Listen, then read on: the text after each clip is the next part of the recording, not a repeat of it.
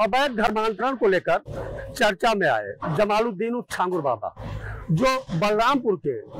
मधपुरा के रहने वाले, उतरौला तहसील के मधपुरा के रहने वाले हैं। मधपुर चरौलिया गांव है, जहां पर ये उसकी आलीशान कोठी है। मैं ये गेट दिखाना चाह रहा हूं। ये जो गेट है, गेट से देखिए कि इस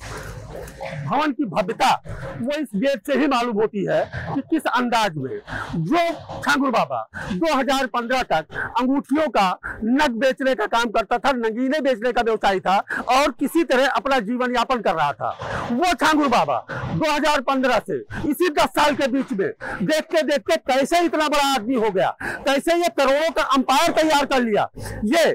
लोगों के लिए क्षेत्र में भी चर्चा का विषय बना हुआ है। जब लोगों को मालूम होता है कि नहीं, यहाँ तो विदेशी फंडिंग आ रही थी, विदेशी पैसे से लव जिहाद कराकर हिंदू युवतियों को किसी तरह से बरगला कर पैसे के बल पर जो विदेश से पैसे आ रहे थे, उन पैसों को यहाँ के युवाओं को देकर यह किया जाता था कि आप किस तरह से हिंदू युवतियों को बरगला कर उनको कैसे भी इस्लाम कबूल करवाओ, जिसको लेकर छांगुर बाबा जो काम कर रहा था अकेला नहीं था, क्योंकि उसका लेक्चर 18 लोगों को तो वैसे पुलिस पहले खोज पाई, लेकिन अभी पता यह चल रहा है कि इसमें लगभग सैकड़ों की तादाद में लोग हों। ये इतना बड़ा नेक्सस है जो केवल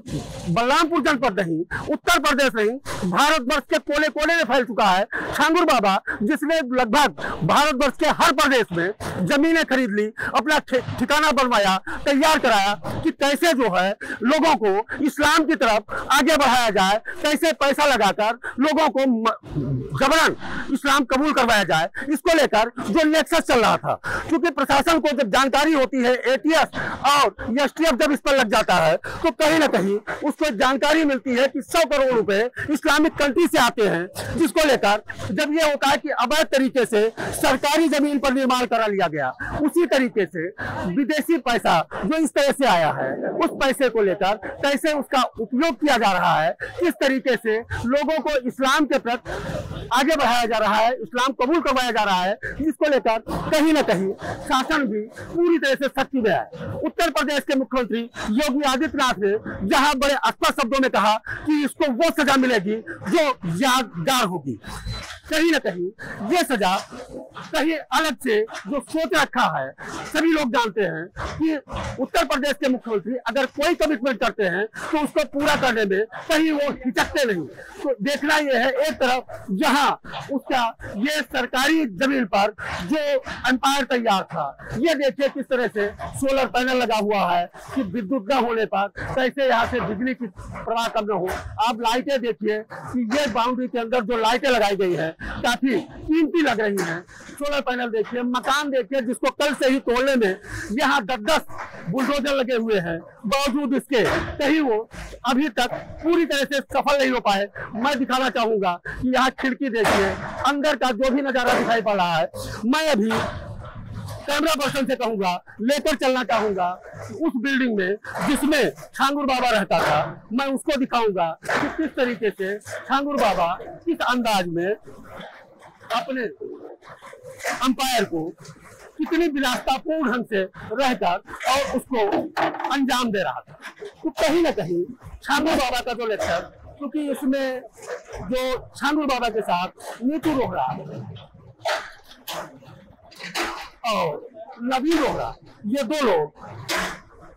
जब से बाबा के पास आते और बाबा उनसे जुड़ता है, फिर बाबा महाराष्ट्र के साथ साथ 40 इस्लामिक कंट्रियों का वो ये लोग